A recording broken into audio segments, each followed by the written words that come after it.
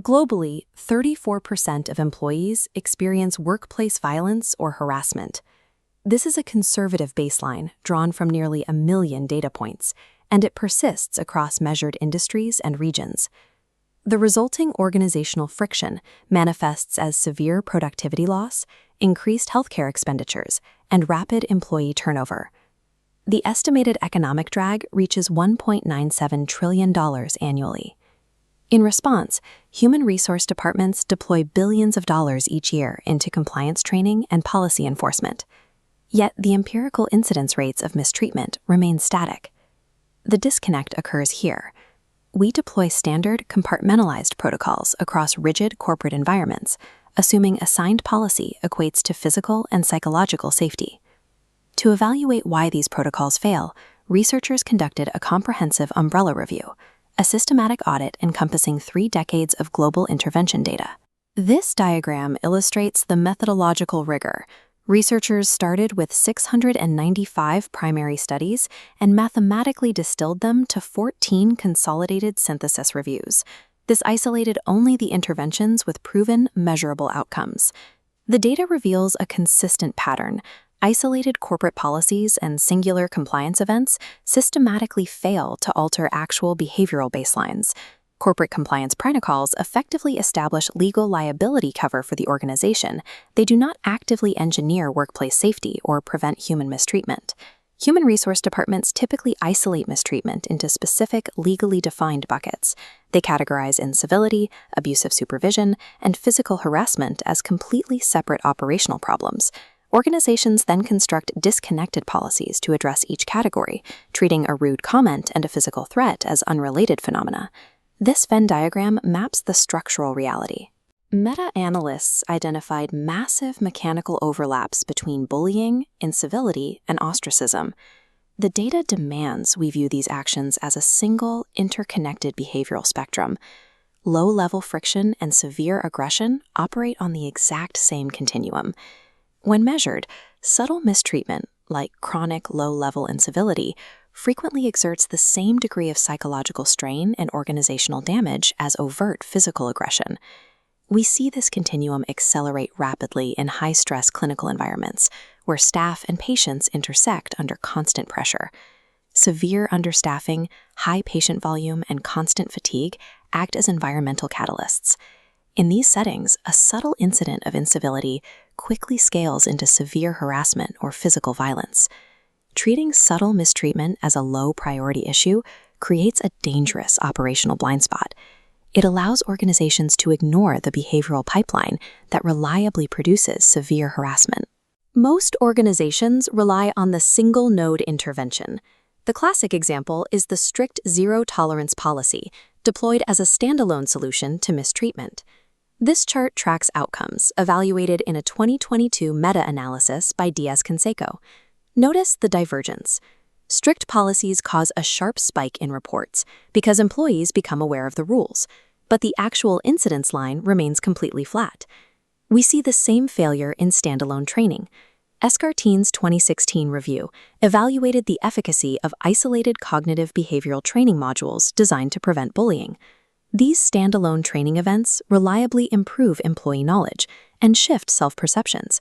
They statistically fail to alter tangible bullying behaviors on the floor. Physical and environmental controls follow this exact limitation.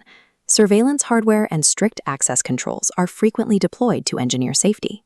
Wassel's 2009 data confirms that while cameras and bright lighting mitigate external, intrusive violence from the outside, they exert zero effect on internal, worker-on-worker psychological aggression.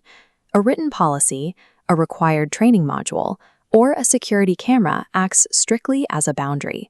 They lack the structural mechanics required to change human interpersonal behavior. The umbrella review identifies a specific, empirically validated alternative, the multi-level architecture. To alter behavior, organizations must engineer 3 interacting nodes: organizational policies, interpersonal relationships, and individual coping skills. A 2022 meta-analysis quantified this. Targeting the bottom employee level yields an effect size of 0.50. Compare that to the top level. When organizations implement systemic top-down policies in isolation, the effect size drops to 0.22. The math indicates that employee-centric methods focusing on direct interpersonal skills generate more than double the immediate behavioral impact of structural policies. The premier example of this multi-level framework in action is the CREW initiative, Civility, Respect, and Engagement in the Workforce. CREW bypasses standard compliance training. Instead, it fuses occupational health promotion with active, continuous relational repair executed directly at the team level. By continuously reinforcing healthy dynamics, CREW yields a proven statistical reduction in supervisor incivility. Top-down organizational policies establish the legal framework. Effective prevention relies on building bottom-up interpersonal resilience to actually execute that framework. This multi-level architecture cannot be a static one-time deployment. It must operate continuously across primary prevention, secondary intervention, and tertiary recovery stages. Synthesis studies by Webster, Escartine, and Diaz-Canseco consistently identified one final variable required to activate the entire system. The most meticulously engineered multi-level architecture remains entirely inert and ineffective without visible, direct, and participatory leadership commitment. There is a stark difference between a leader passively signing an endorsement on a legal document and actively engaging in visible allyship on the floor. Webster's data highlights this regarding organizational climate. The mere absence of negative behavior is not the equivalent of an active, protective, and inclusive environment. To validate the written policies, leadership must personally and continually model the targeted interpersonal behaviors at the employee level. The stakes of failing to do this are measured in human terms. Systemic failures disproportionately impact the frontline demographics most vulnerable to aggression. When leadership delegates prevention entirely to an HR compliance module, high-stress employees absorb the physical and psychological costs of that structural failure. To genuinely protect operational health, practitioners must abandon the legalistic, single-node compliance mindset and commit to leading a continuous, multi-level systemic design. This multi-level architecture cannot be a static, one-time deployment. It must operate continuously across primary prevention, secondary intervention, and tertiary recovery stages. Synthesis studies by Webster, Escartine, and Diaz-Canseco consistently identified one final variable required to activate the entire system. But the data is clear. The most meticulously engineered multi-level architecture remains entirely inert with visible, participatory leadership commitment. There is a stark difference between a leader passively signing an endorsement on a legal document and actively engaging in visible allyship on the floor. Webster's data highlights this regarding organizational climate.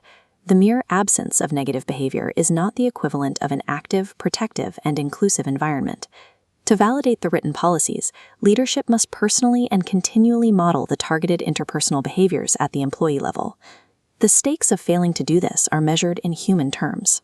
Systemic failures disproportionately impact the frontline demographics most vulnerable to aggression. When leadership delegates prevention entirely to an HR compliance module, high-stress employees absorb the physical and psychological costs of that structural failure.